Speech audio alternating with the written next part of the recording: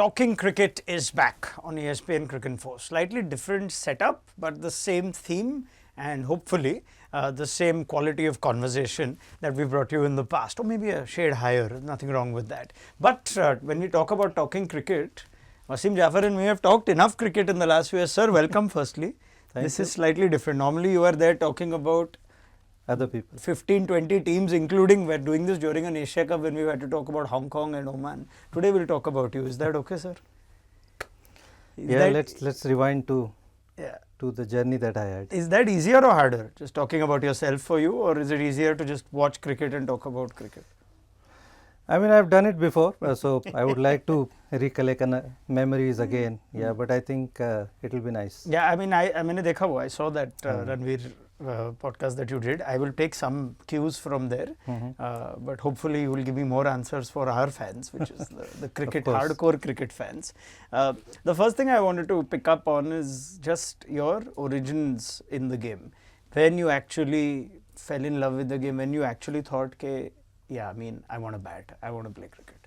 Do you recall such a time and an age? I mean, I remember I used to live in Bandra. हम लोग चाली में रहते थे और चाली में जनरली टीम होती है टेनिस बॉल क्रिकेट की हम लोग प्लास्टिक बॉल से खेलते थे my brother used to play he used to play in Shivaji park in Kamat memorial Achrekar sir के यहाँ पे and I used to play in that streets हमारी खुद की टेनिस की एक टीम थी तो I used to play older brother या older brother I am the youngest तो ही यूज्ड टू प्ले तो sometimes I used to go with him also और जब मैं खेलता था तो I was a decent player देख के थोड़ा बहुत टीवी में ये वो तो there was a guy in our colony who suggested to my family के इसको बनाओ इसके पास एज है थोड़ा टाइम स्पेंड करो because my brother was older he didn't had much time obviously didn't play. So this is what age approximately? I was in 5th or 6th standard. And that's when you actually held a bat, like properly played in the colony also, but no, you didn't first go to coaching. No. Thing was, and automatically sort of so I think I had that natural God's gift ke thoda sa theek khelte the and I used to hold one end up. Obviously I didn't had much power.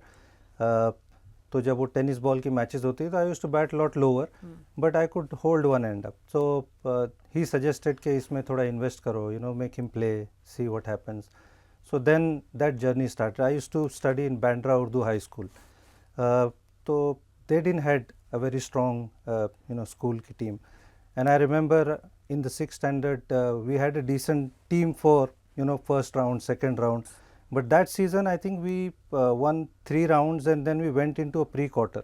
So this is like an under 14 level, or an under. I would say 6. So I was like under 12, under 13, and pre-quarter we played against Shad Ashram English, and Sachin Tendulkar was playing against us. I think he had just made his Ranji Trophy debut, and he came from that debut and got 170 against us. It was at Cross Maidan, so that was the first step. Playing there in that. I think it was a Harris Shield because I was still in 6th standard, but I was asked to play in Harris Shield. And Sachin was around how old at that time? Sachin, I think it was 1988. The next season he made his test debut. So he was like a wonder boy, the biggest news. So the naam already tha us time pe. When he 100%. Came in for that game, also school game. Yeah, you knew there was a big who name. this guy was. 100%. Sachin and Vinod, they were big names. The wonder boy. The headlines used to be like that. So everybody from our team were just looking up to him. He came in, I think he was dropped at 20 or 30 in the 3rd slip. By you? No, not me, fortunately.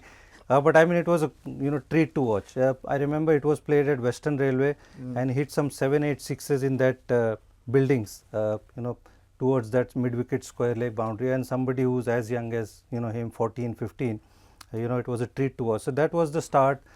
And next season then obviously because I aimed to play higher, my family, my brother decided for me to move to Anjuman-I-Islam because obviously they had much stronger team, and that's how the journey started. So from 7th I took pretty serious interest from there on. So that game itself, you had already heard about Tendulkar and Kumble, and you're playing for Bandra Urdu against Shad Ashram.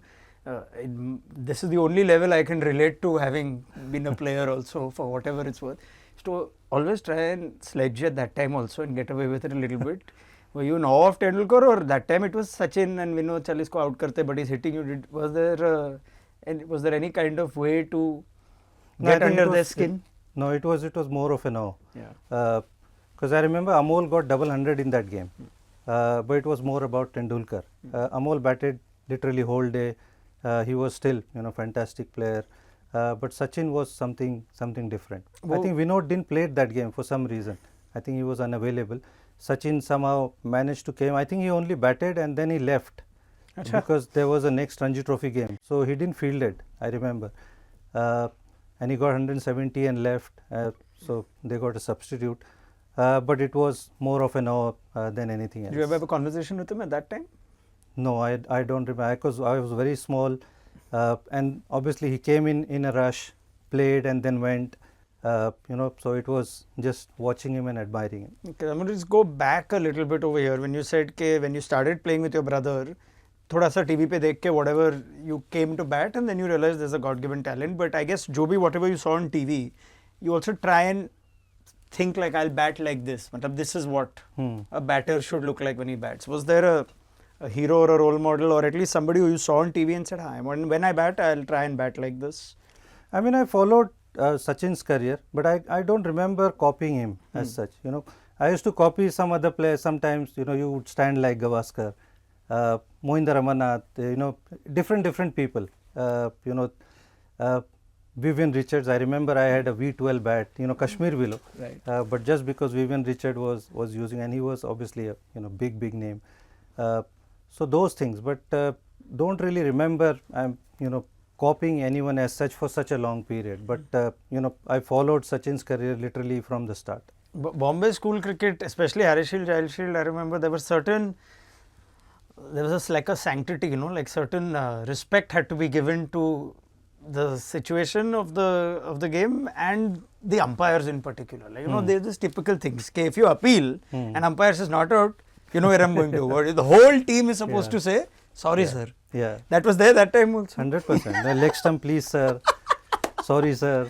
Yeah. And that was taught to us because, don't want to upset the umpire. Otherwise, you won't get the decision in your favor and things like that. Just the etiquettes and all that. So, slowly, as you played school cricket, even when you moved from Bandra Urdu to Anjuman-I-Islam, I'm sure more and more coaches, umpires, people within Bombay cricket started talking about you or started talking to your coaches about you. Okay, isko khila. Do you remember what that feeling was like? I'm sure you set your goals then that you just wanted to play cricket. I don't know if you had said by then, I want to play Mumbai at this time, Ranji by this time, India by this time. I don't know if you can plan so much back then.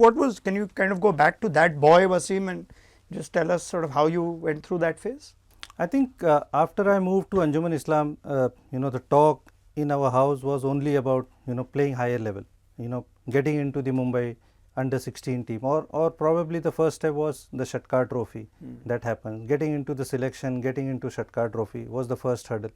But the major talk was obviously to, play higher level. That was put into me, through and through. It was never like studies I was decent in studies, but if I had pursued studies, I might have become some, because I was decent in studies as well, because in the 6th or 7th standard, I think I was the first in all the grades in that. So, if I had taken that, you never know. But after that 7th standard, I never took studies seriously, because the only goal was to play cricket and make a name for myself. And that journey started from Anjuman-I-Islam. That was your goal? Or was it also your dad's goal, your parents' goal, your brother also you mentioned? Yeah. Or was there a bit of a, did he have a bigger influence? Okay, I want Wasim to play. Or was there more support? Was there any kind of second guesses? Okay, it's not easy to miss school and play cricket and all that. Yeah, I think it was my father's, first of all, dream. He wanted, we are 4 brothers.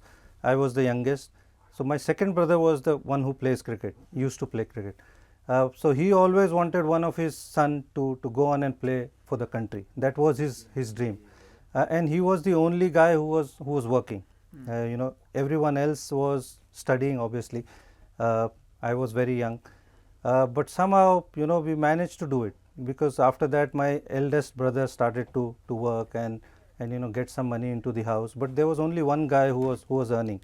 But the only talk I remember was to play for India and then make a career out of it. Obviously there was not so much money in cricket also at that time, but his aim was that one of his sons he wants to see play, because he was a very die-hard cricket fan, my father. He wanted, he'll always watch India's games, he'll always find time, and he knew some former players also, like he was a fast bowler, Amar Singh was a fast bowler, Mohammad Nisar was a fast bowler, C.K. Naidu and all that.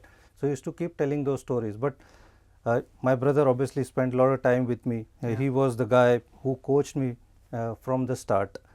So he spent a lot of his time with me. He used to be with me in Anjuman-I-Islam. He'll be watching my games. If any time shield cricket happening at PJ Hindu Gymkhana or Wankhede, we'll go and watch, find time. Even in school, I would literally leave house at 6:15 in the morning, have practice from 7 o'clock till 9:30, 10 o'clock, and then attend the school till 12, 1 o'clock, have lunch, and then from 2 o'clock to 5 o'clock or 6 o'clock, I'll practice again and then come back home. So that was the schedule literally every day for the next 4 years. So that's how the journey started. Your beginnings you've spoken of before in public as well were of, they were humble beginnings. Your father drove for BST, wasn't that right?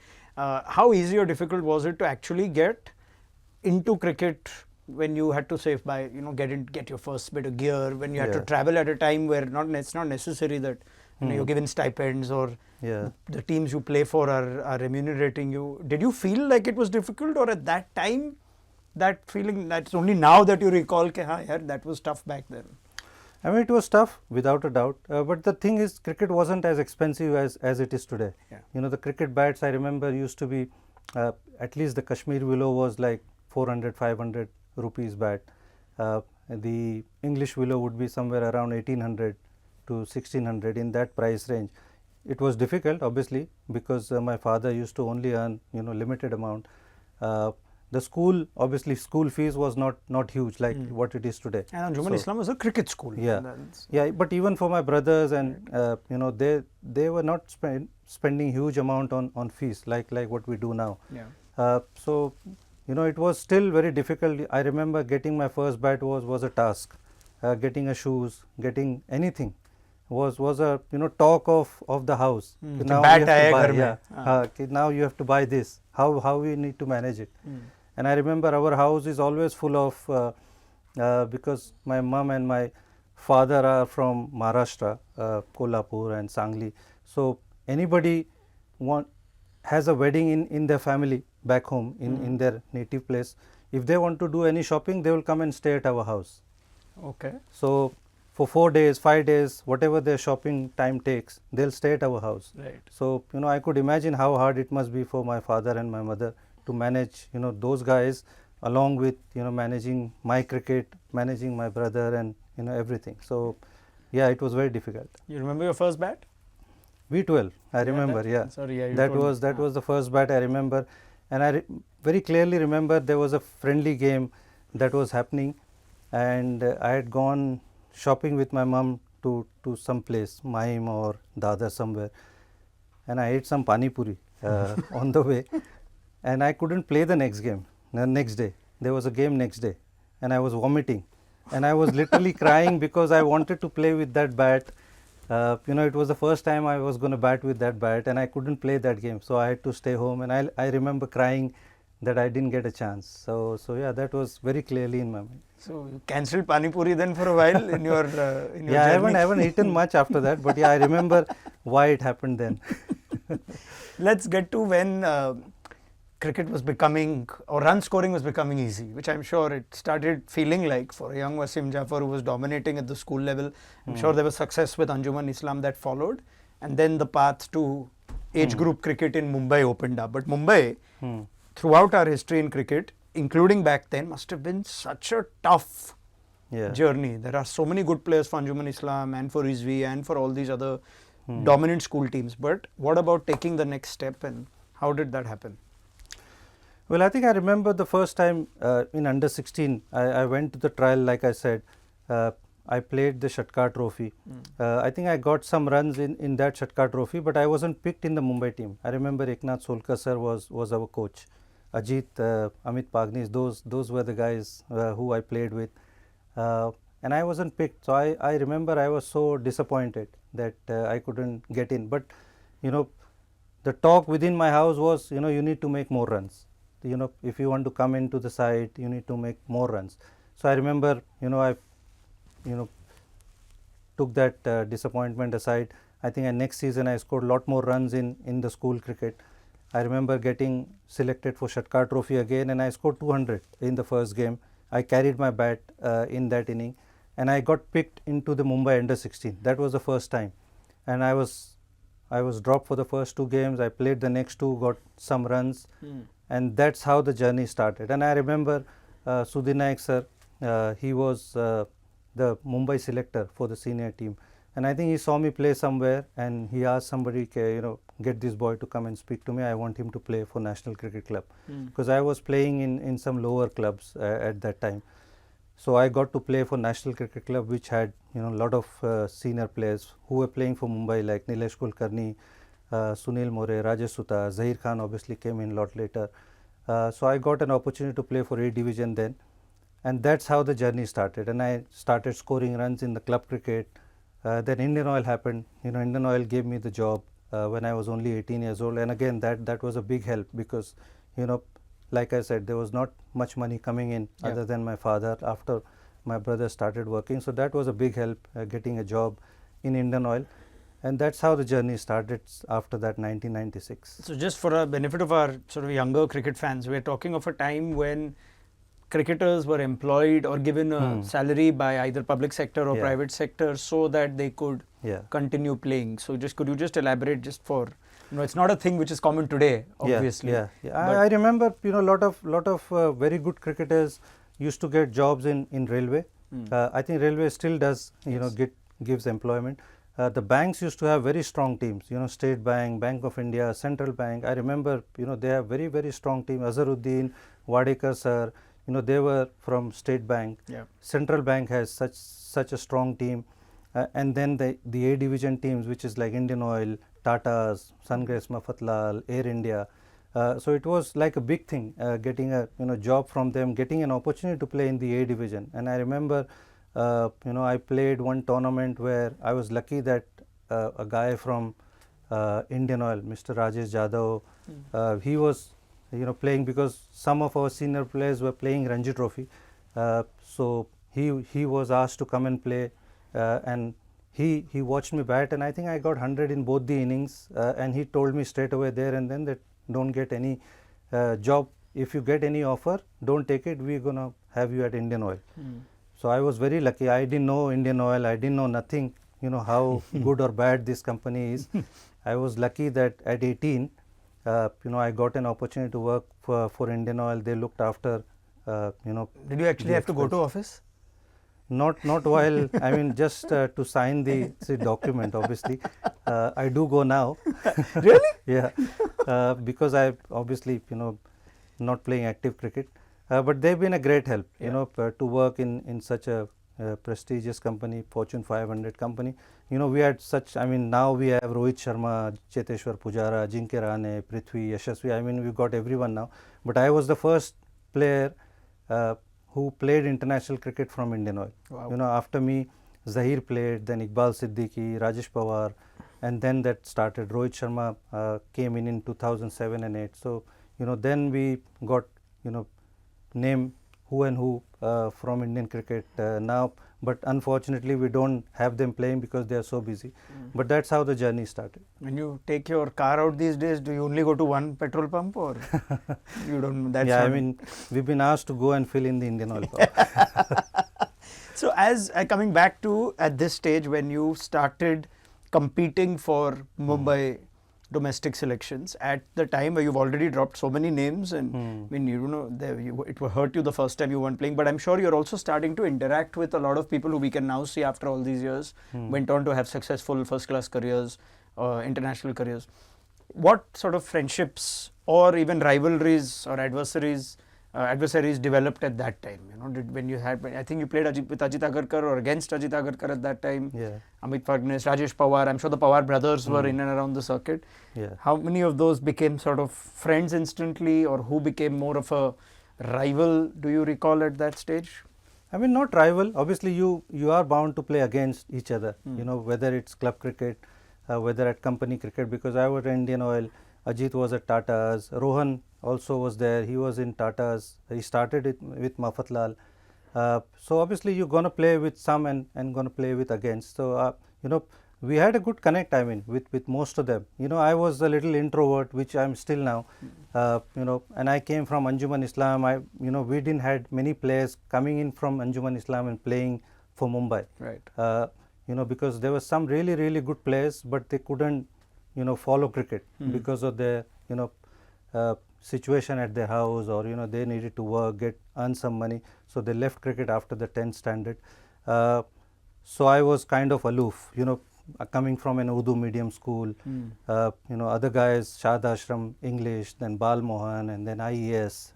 But I had a very good, relationship with most of them. I mean, I can't say that I had fallen out with many of them. Did you remember anyone who felt really welcoming at that time, when you were almost feeling like, okay, now you're, as an introvert, you've kind of stepped away from your group of players, and now every time you're playing, it's almost like you're playing like with newish teams or against newish players almost every other week. And did you find comfort in anybody in particular where a friendship developed back then?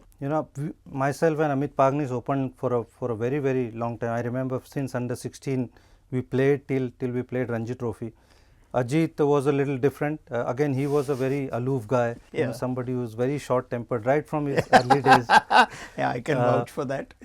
And then obviously he was somebody who was a batsman first. He started as a batsman, then started bowling really well at the back end of under 19 cricket. So we didn't had much interaction. We were very different. But Zahir, I think Zahir came in a lot later. Again, he was playing for the same club. There was Rajesh Pawar, I mentioned, Ramesh Pawar also. Kiran was a little senior to me. Rohan again was a little senior to me. But I think, everyone that I played with, I can't remember, having anything bad to say for them or for me. Let's go to when you finally get the call up for Mumbai. You remember how you felt and how that message came through to you? Who sort of told you, yep, you're going to be making your debut for Mumbai? Yeah, I think that was 96, 97. That's right. But I remember I was picked a year before, 95, 96. That was the time I was first time picked in the Mumbai team. We were playing quarter-final game against Tamil Nadu. It was at Tirunelveli. I didn't play that game and we lost that game, I remember.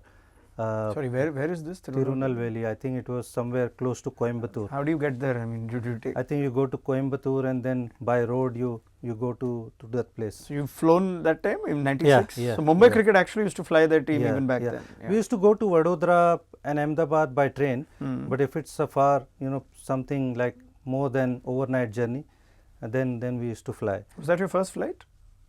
No. I think I had flown before also. For Mumbai only? Like playing cricket only? I think so. I can't remember the first flight. Yeah. But that was the first time I got picked. And then the next season, I remember Sanjay was captain. Sanjay was dropped from the Indian team and he was trying to come back into the Indian side. And he started to open. Because Manjrekar by then was already 7 years into international cricket. Yeah, more than that. Possibly.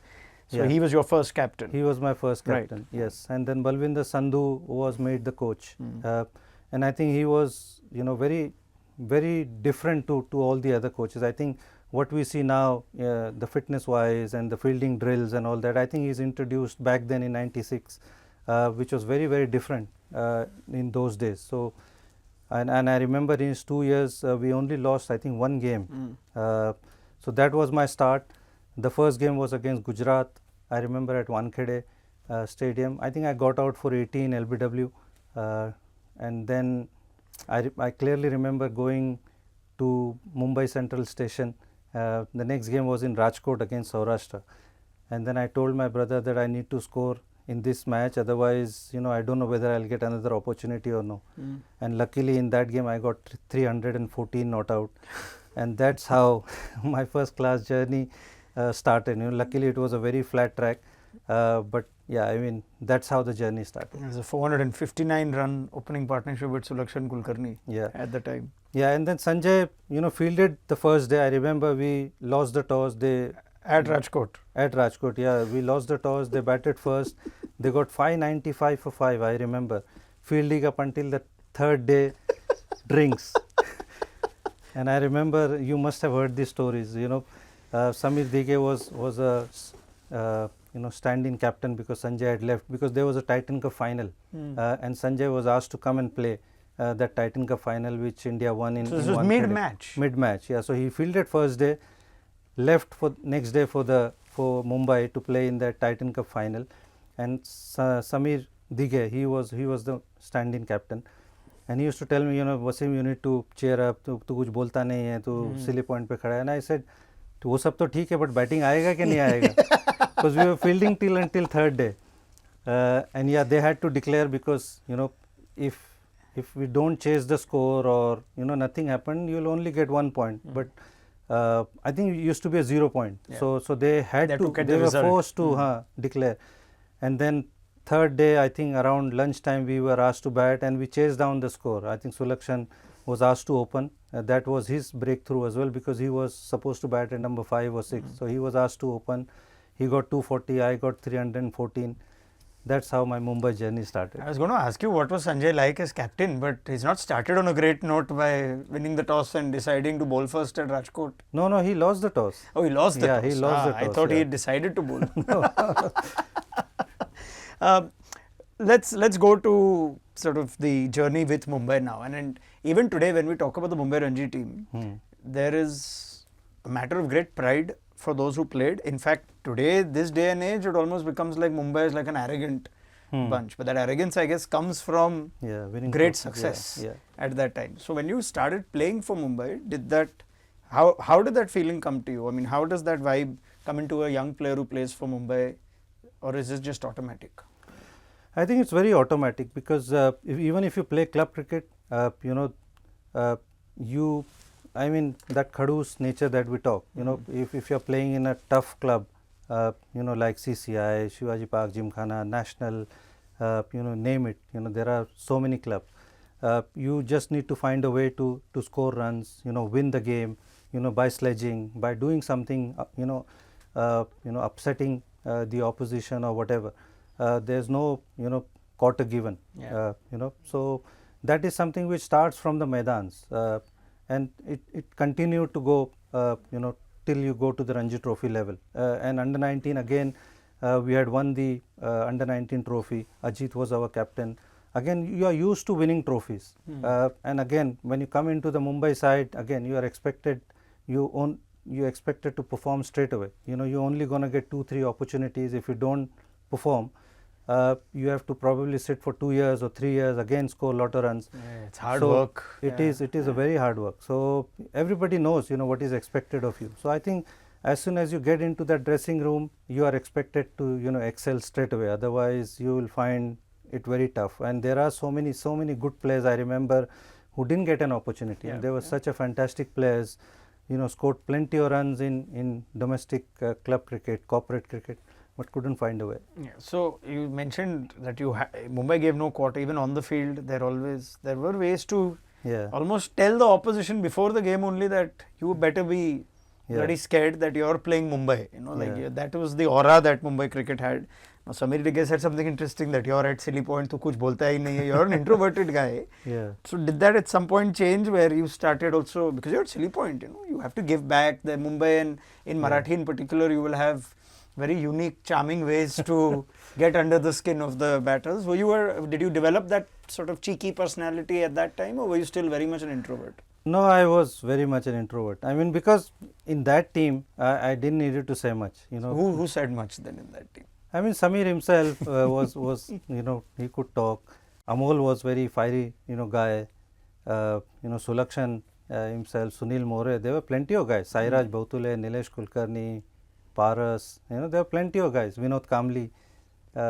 So but I was just a quiet boy who used to. I was very quiet. Yeah, I mean something that I could have should have changed, or probably it would have helped me. But I was very quiet. I used to watch and learn from the seniors. But yeah, that is something which I should have done. No, but cutting back all these years and having had the good fortune of working with you, spending time with you, you have a wicked sense of humor.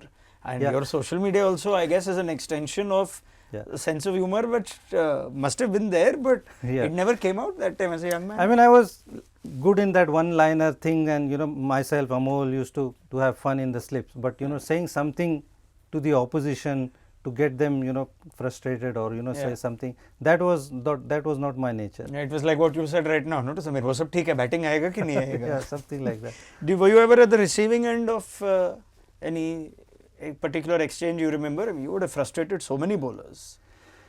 I remember bowlers coming and saying something, but I don't remember something very bad memory. Well, let me change that question. Whether there are bowlers that you remember in particular who you enjoyed playing, who were actually bowlers of reputation, even in first class cricket, or had already played for India back then, because I'm sure that also kept validating the feeling that okay, I'm scoring runs against either senior bowlers or India bowlers, which means that confidence increases, that there could be a chance that I will be good enough for India someday. Yeah, I mean, after that, first season I started scoring consistently. I got picked for the India A. I remember touring couple of places. I mean, at that time, the quality of bowling was so good, especially the spinners. I remember playing against Venkatpati Raju, Narendra Hirwani, Rajesh Chauhan, at such an early age. So there were, some really quality bowlers. I mean, unfortunately, I couldn't play Srinath and Venkatesh Prasad because they were obviously busy. But there were enough bowlers, to trouble you. So yeah, I was very lucky to have played in that era. Who was your biggest influence at this stage in terms of a coach? Was it still your brother? Was there a coach by then who had started having a big impact on your own growth? I think it has to be my brother through and through. But there were so many coaches who came and helped. Like I said, Balwinder Sandhu before, Eknath Solkar sir was at under 16. But again, you'd always go back home and then he's somebody who's at my place. He'll be watching the game. He used to travel quite a lot with me as well, especially in Mumbai. So he was the guy who always was there, and something I listened from him and applied in my game. What's the best bit of sort of coaching advice you got at your formative years, in those years? Do you recall anything in particular that you went, wow, this is really helpful? I can't really remember one thing, but I think just to score heaps of runs, I think that just was in my nature. Something which we talk about Pujara nowadays, now that he's retired, which was built in right from the start. I think we were playing in that era where pretty 60s, 70s doesn't help. It's not going to get you anywhere. So that was probably something which is tuned into me. If you bat, the minimum target was to get 100, and if you get 100, the next target is 150 and 200. That was the Mumbai style of batting. So you never got tired, you never got bored. I mean, the next target was always something which was telling me to reach to. That's why probably I got so many runs. I was never happy just getting 100. If there's an opportunity, get 150, 100, 200. So that was the goal. You're a domestic titan, and your record number of runs in first class cricket. When you mentioned someone like Pujara for more recent years, Pujara strikes me as someone who's really mentally into it. And it takes a lot out of him to spend that amount of time. I think he shared that as well. Huge levels of concentration. Yeah. I'm not saying you didn't concentrate, but you strike me as someone who's just so sthir, calm at the crease. Well, mentally, did it take a lot out of you? Were you tired at the end? You strike me as someone who will get 300 and still not feel tired. Yeah. Even when you got runs, I never felt like, oh God, this has taken so much of a toll from Wasim Jaffer, watching him bat for 2 days. Were you that kind of, can you tell me a little bit about that? I didn't get that tired, to be honest. Yeah, it was just, like a office thing, just go out there, score runs, and that was it. That was my style. Pujara was pretty much similar. I don't think he also got tired. I remember when I was playing for India, he just came into the Indian Oil side. I think he batted the whole day. I think I had said this story before. Yes. And he got 99 or I think he got 100, and he just felt that I didn't get that feeling after batting 100 overs. Yeah, and I think next game he got double 100. I'm doing Puji a disservice because perhaps you were so much easier on the eye from a viewer to watch. Very elegant and very wristy, and of course Puji, I really enjoyed how attritional he was. But yeah, he will also admit that Wasim Bhai was the one to look at. How would you describe your own personality at that point? I think that's a big part of this appetite for runs. But you're a calm, collected person. Were you sort of almost, I'm trying to guess here, that you would have been somebody who was very perhaps mature over his years also. Maybe you got along better with older boys who were older than you. Am I right in that? Yeah, I think so. I think I was very shy, very introverted guy. Something, if I go back, something I would like to change. Because I think, my brother, my family protected me so much. So I learned a lot of things lot later. That is something which I would have liked to change. Like, if you can elaborate on that a little. I mean, just socializing a little bit, making more friends. It was all about cricket and cricket. But now that I coach also, I keep telling people that you need to relax. You need to have a little bit of life after cricket. You can't just keep thinking cricket. Because you play so much cricket. In our time, probably we didn't play it as much cricket. There was still some gap in between games. But now if I find those kind of players, I tell them to relax. Don't put too much pressure. Eventually, you'll get what you're destined to get. But just do your thing, what is in your hand, and then leave rest to the destiny. So that is something which I would have probably changed in myself. That's nice that you bring that up, and it's very interesting. It almost feels like when you played, it was like cricket chhod ke there was nothing else. Yeah. So that whole, even the drill, and we know young Indian boys who played cricket, the game was like a sacred thing. Yeah. You have to, it's not like you finish your game and then you can go out, have a beer, or you can go out, like different cultures. Or maybe today players would still engage that. You also didn't have social media at that time. Your social skills are only very simply put. Was that the case for you, where actually beyond cricket there was actually nothing else? Once the job was done, then you look for, again, you're already focused on the next assignment, which is when you bat. I think so. I think it was like that for me. And then again, making a life out of cricket, earning money through cricket, stabilizing my family, looking after the parents, looking after the brothers, and all that. Yeah, I think I probably needed to relax a little bit. I mean, something which I did a lot later, but I mean that's what I was tuned in at that time.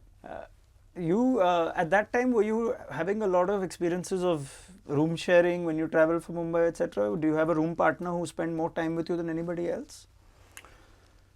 I remember the first time I shared the dressing room, that 95-96 I talked about, Tirunelveli. I remember it was Sulakshan Kulkarni. He was the senior most guy. I shared the dressing room with him. He spoke non-stop about cricket. He was something very similar to me as well. He used to eat, sleep cricket all the time. But I think a lot later, Manish Patel, the fast bowler, he was quite a few times. He was my room partner. Santosh Saxena, another fast bowler. He was a very good fast bowler. I think Ramesh Pawar, he was there for some time. Zahir and I shared quite a few dressing rooms, rooms when we played for Mumbai and for West Zone as well. So, but after I think I played my international cricket, we used to be given single rooms. Yeah, but there were few fast bowlers that I shared rooms with. Were you always a good boy in your rooms and your dressing rooms? I've heard stories which I don't know how much you will share with me, but there were enough pranksters also in cricket at the time that came from Mumbai. But yeah, I mean most of them. Yes, I was always a good boy. That's what I would like to believe. You were an easy roommate? I think so. And how was it with Jack and Ramesh? Ramesh, actually, first let me talk about Ramesh. Ramesh Pawar, how was it? Ramesh was all right. Yeah, he was very good. He was a batsman when he started. I think he took up off spin a lot later, similar to Ajit. Ajit was a batter first. Ramesh was very similar. He was a batter, and then suddenly he picked up off spin and became so good at it. Ajit was also similar. He used to bowl, lovely outswinger, very in under 16 level, but at under 19 level he just changed and started bowling 140 in the last under 19 year, I remember. So yeah, I mean, some of the cricketers actually matured a lot later, but Ramesh became fantastic off spinner once he graduated from under 19 cricket. I'm going to come to this, I'll come back to this perhaps a little later when you finished your first class career and how things had changed from when you started. But in between that came the dream, playing for India. Yeah. And the call up, and this is something you were sort of building towards. Yeah. Do you recall the moment that you were finally told, communicated that yep, you're going to be playing you're going to be selected for the squad against South Africa? Yeah, I remember the Indian team had a very tough tour of Australia. So I was, I was kind of expecting, because I was again scoring runs. South Africa came in for a couple of tests. I was picked for the board president game. I think I did okay in that game where it happened in CCI. And the first test was in Wankhede. So I was lucky. I was debuting at my home ground. Didn't go as well as I would have wanted. But again, dream come true for my family, my parents especially. Who told you that you're going to be picked? I think I was told in the morning, to be honest, because I remember it was between me and Nikhil Chopra. Okay. Whether we would go with an extra batter or we would go with extra spinner. Because I remember Murli Karthik, he also made debut in that test, and Anil was playing. So Murli was definitely going to play. So it was between me and him. So we team went with me. I made my debut. I think I was told just about 10-15 minutes before the toss that I was playing. So Kapil Dev was our coach. Sachin's last series as a captain. Yeah. So yeah, great moments. Yeah. Can you now recall back then that was there any emotion, or was there no time for any emotion? It was Wasim khel rahe ho, to chalo get ready. I think obviously you do feel emotion. You feel nervous because you were playing South Africa. Alan Donald, Sean Pollock, Lance Klusner, Jack Callis and all those guys, Hansi Crony at that time. He was the captain. So such a strong team. So I was very nervous without a doubt. They outplayed us in both the test matches. I think that was the last time India lost a home series. But yeah, I was very nervous, but again very proud that I was one of those lucky guys. Just backtracking to when you were called up to the squad also, how did it happen back then when you were told that you're going to be picked in the Indian team? I think I was picked for that board president game. I remember that, and between that game and the test match, the Indian team was supposed to be picked for the first test, and that's when I got to know that I was picked for the test match. Someone sort of communicated that to you? I think I can't remember who. Yeah, but do you remember the reaction back home by then? I'm sure your brother would have been thrilled. Everyone was thrilled. I remember my parents were in Hajj. I remember they were not in Mumbai, so they were in that pilgrimage. So they got to know there. But yeah, I mean, everybody was over the moon. That must have been an equally more delightful feeling. Your parents are at Hajj, and that's when they get the news that you're picked for India for the first time. It was. Yeah, it was indeed very beautiful. I would have loved, they would have been in Mumbai and watching me. But yeah, and that was something which my father wanted. All right, let's talk about the experience of playing Test cricket also. And you know how the Bombay school works. You've spoken of it, that if you don't get an opportunity or you don't make the most of your opportunities, who knows when the next one will come. Yeah. And then you come up against a lineup of Donald and Pollock. Yeah. That strong South African team. We all know how that Test match went down. Yeah. Did you feel like, "Arey yaar, ye kya kar diya maine?" I've blown the opportunity. Did that doubt sort of creep in after the debut? Yeah, I think. Looking back, I felt that I wasn't ready for such bowling, that experience. Sometimes I feel I wasn't matured enough, I would say, for that Test cricket. I learnt a lot playing in that 4 innings. Couple of Test matches, I got dropped again, went back to the drawing board, got a lot of runs, picked up again in 2002, played I think 5 Test matches again. West Indies, I got runs there in West Indies, played couple of Test matches in England. I think I got 50 or 60 in Lords, then got dropped again, and then again 3 years of toil in domestic cricket, and 2005 I made my comeback again, which was a slightly longer and more successful one. But I think looking back, those were something which I would have liked to have done well. Had I been more mature, had more knowledge about it, but I mean it's all in the hindsight. I was only lucky that I could be select few players. I was number 225. Only those players got an opportunity, so I was the lucky one. Wonderful. You've actually featured in a lot of prominent overseas wins and a lot of prominent test wins for India in your time. There was Jamaica, obviously, there was Johannesburg, Trent Bridge, and these were all sort of defining series wins. England and West Indies. England and West Indies. I mean, if you have to were you aware of the scale of what had happened at that time? Like now that we look at how rarely it used to happen, do you remember sort of your emotions and whether one felt bigger and greater or more memorable than the other? I think that England and West Indies, it came very back to back. I remember Rahul Dravid was the captain, and we were lucky to get through to a draw in the first test. I think MS played a very good knock. We somehow managed to draw the first test. But in the second test, I think we played really well. Zahir bowled outstandingly, Srishant, RP Singh, and then myself and Dinesh had a really good partnership, close to 150. That set the game up, and then everybody else chipped in. I think it was the only series where none of the batters got 100. Anil Kumble got 100 in the oval, but everybody chipped in with some scores. And Trent Bridge we won. I think we dominated the oval test also. We should have won that test. So it was, I mean, outstanding. Especially England was so strong at that time. They had just few years back had won that Ashes 2005 famous Ashes series. So it was fantastic, and especially to those guys because Sachin, Saurav was there, Rahul, Anil, they hadn't won too many series outside India. I think for them it was fantastic, and then again winning in West Indies after 31 years.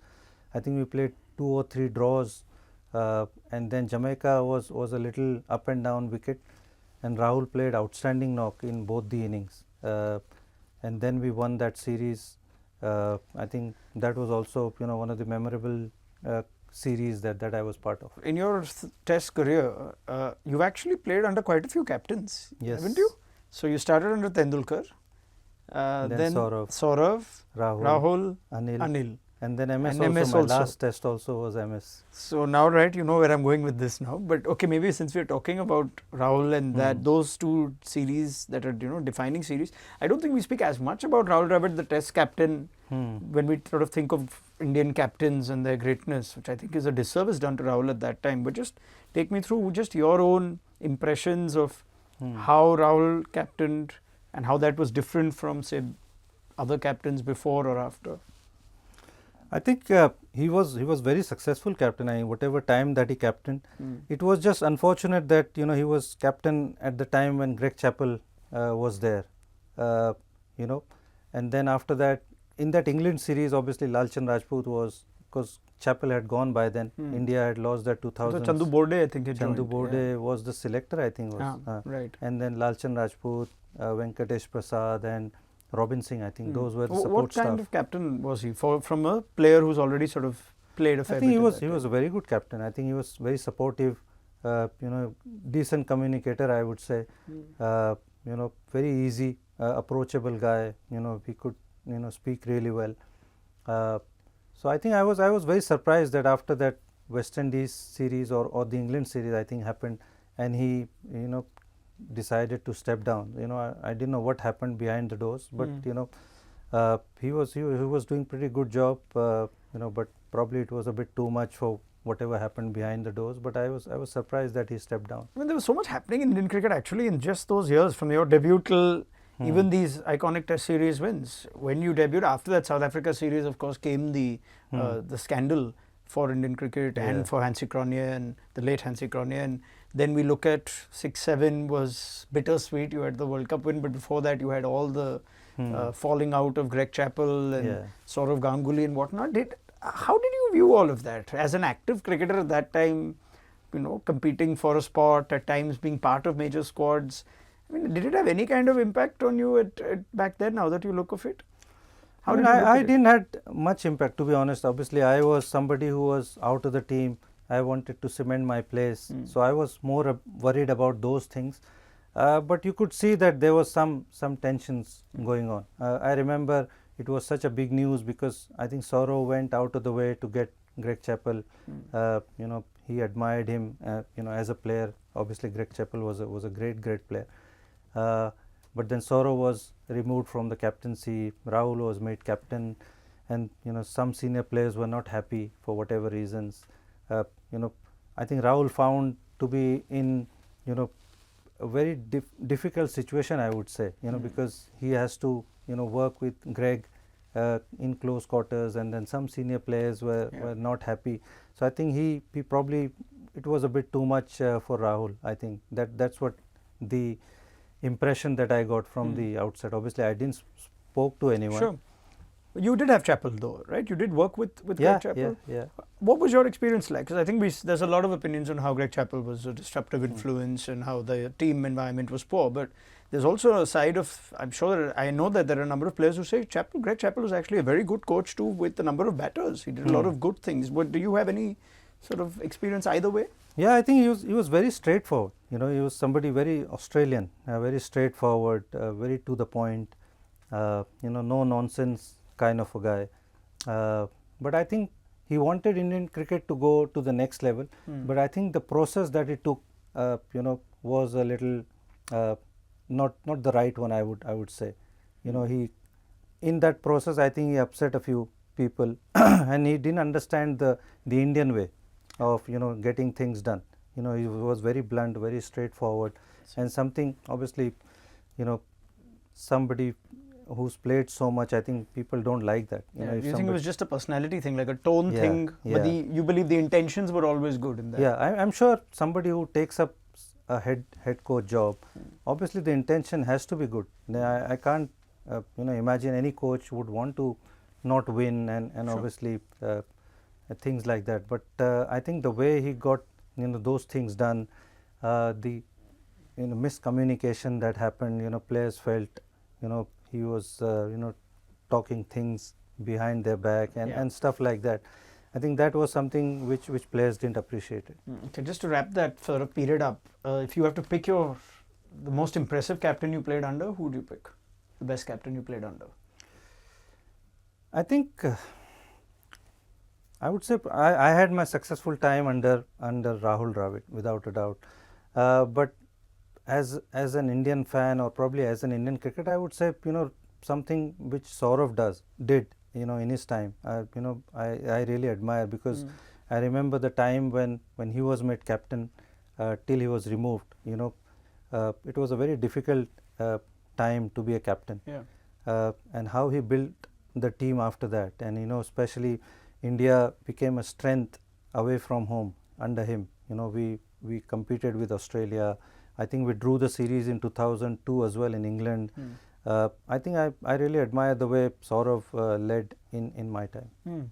Now you speak of Greg Chappell at the time as being very straightforward and no nonsense kind of coach, and then post your time with India, you still had plenty of you had a huge hunger for runs in domestic cricket. So back you came, and was Chandu Pandit a similar sort of personality? Straight shooter, no nonsense. A lot more. Yeah, a lot more. I think Chandrakant Pandit's way of operating will work obviously in domestic circuit. It probably won't work at the higher level, but he knows how to get things done. Obviously, in domestic you can get away with doing those kind of things, and I'm sure what Vidarbha achieved, having been played there, and he was the head coach. Obviously, I played also when he was a Mumbai coach, but he has his own style. He's very old school, very strict. Again, he's 24/7 involved in cricket. Something works also, but I felt that is something which Vidarbha needed at that time. But he has his own style. There's trophies to back the way he operates. Absolutely. I mean, you can tell me how much of this is just myth and how much of this is true. But Chandu Pandit has certainly brought Vidarbha as a force in domestic cricket. Even if it came at the time of slightly excessive inputs coming from the dressing room. So he used to actually sort of guide the captain regularly through the game, send messages across, which now we see is actually a common thing. In IPL cricket also, you're finding a lot of coaches over there, but we tend to disassociate that and we say, oh no, coaches should leave the captain. he actually had, I guess, some kind of formula, right? Yeah. I mean, did you find that odd though, having been an international player watching this and just wondering like, okay, this is I think a bit much. sometimes I feel he does go over the top, but his methods work. He is always after you, but he's too much involved in the game. He watches the game like he's playing the game, and then obviously he's like I said, he doesn't take any nonsense. He likes somebody who's very studious kind of a guy. You know what I mean? He likes those kind of people. Yeah. But he was a very good captain in his time as well. So he always thinks as a captain, and I think Vidarbha had those guys. It was just they needed a coach like him to make them believe in themselves. So I think obviously I think it'll definitely worked in the domestic circuit. Yeah, well, by the time you were finishing off with your first class career, it seemed like so much in Indian cricket had changed. This is where I come back to what it was like for a first class player when you started versus what it was like for a first class player when you finished. What were the sort of, when you were also experiencing it, what were the most notable changes, even if it's just the experience of being a first class cricketer and how much, if I can say, easier it got? Could you just tell me what you kind of process now as how much had changed with all the money that came in Indian cricket and all the other things after about 7-8 years of the IPL? Well, I think cricket definitely changed after IPL. I would say especially after 2013-14 when IPL got established and players started playing from the IPL into the Indian team. I think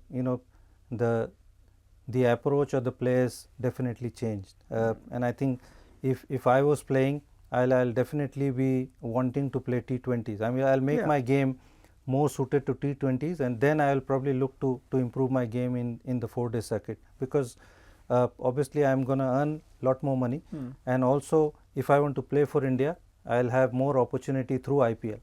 So I think that was the major difference. In my time, 4-day cricket was the biggest thing.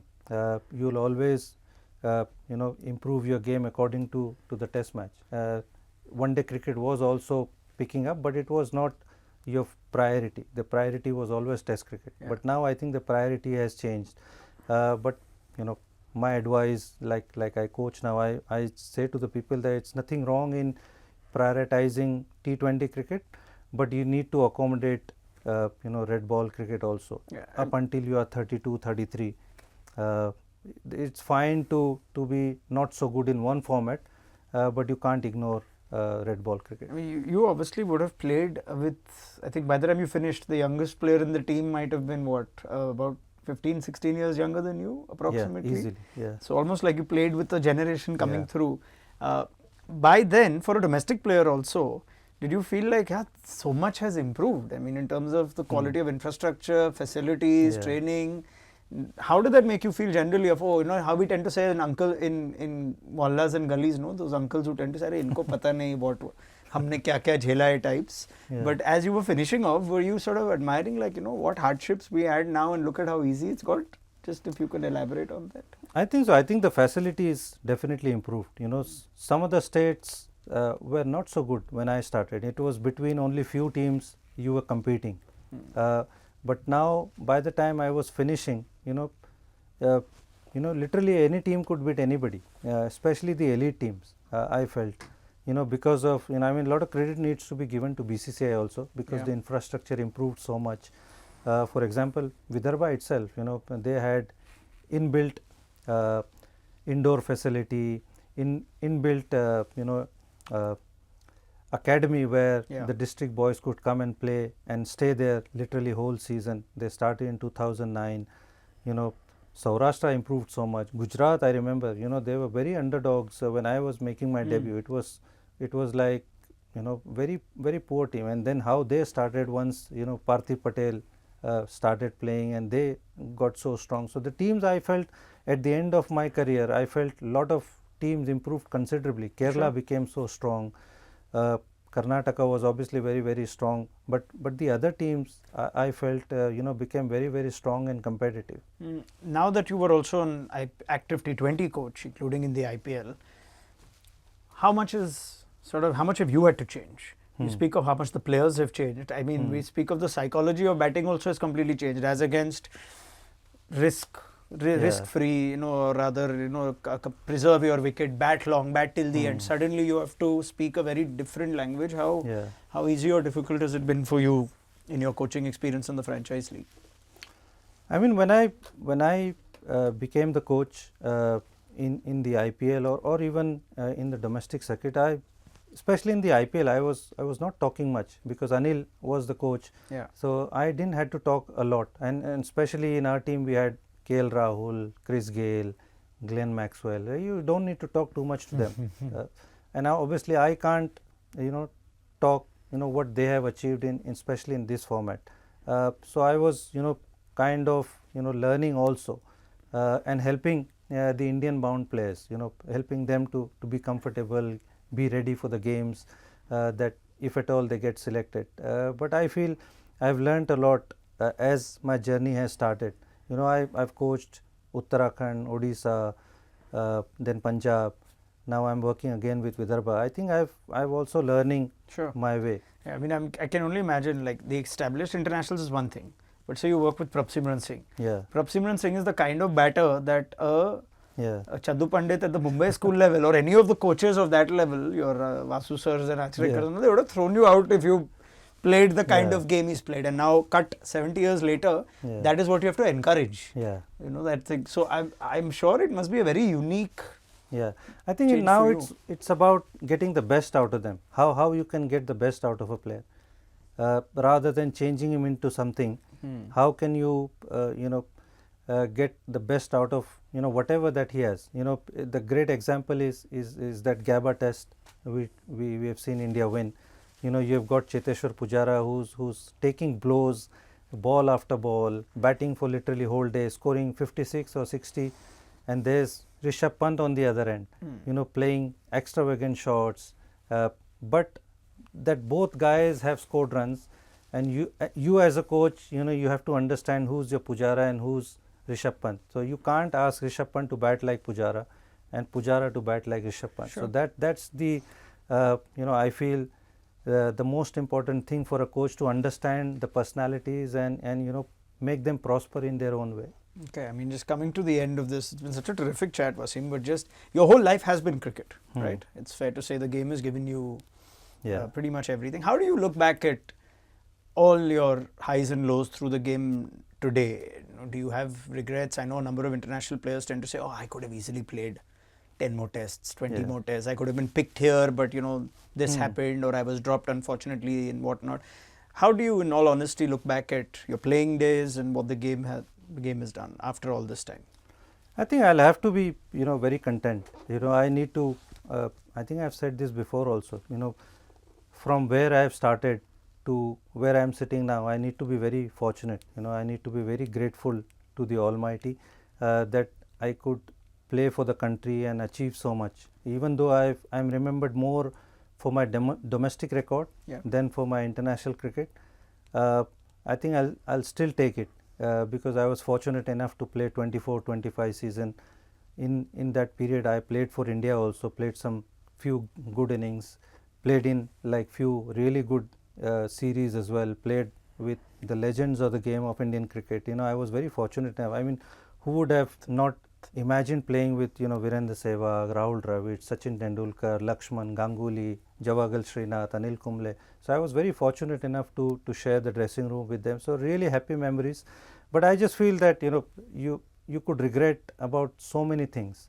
But the important thing is to become a better part of you every single day. So even when I'm coaching now, I want to become the better person or the better coach as I go along.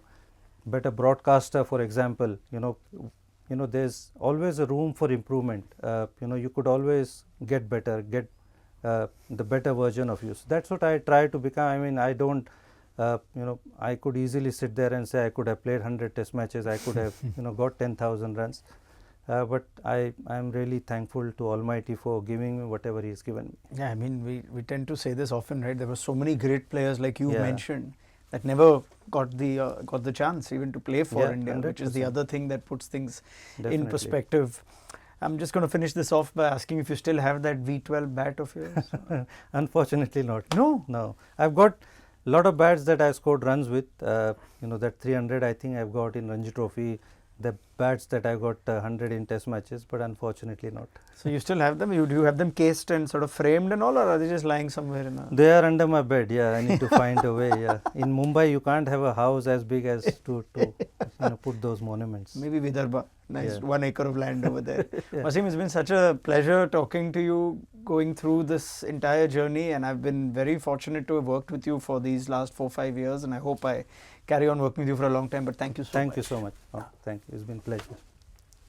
That was Wasim Jaffer, a regular on our platform on ESPN Cricinfo, but this time through the lens of what's been such a remarkable journey for Wasim, right from his early days in Mumbai cricket up to playing for India, and now, of course, a coaching career that has only just begun. This was ESPN Cricinfo talking cricket.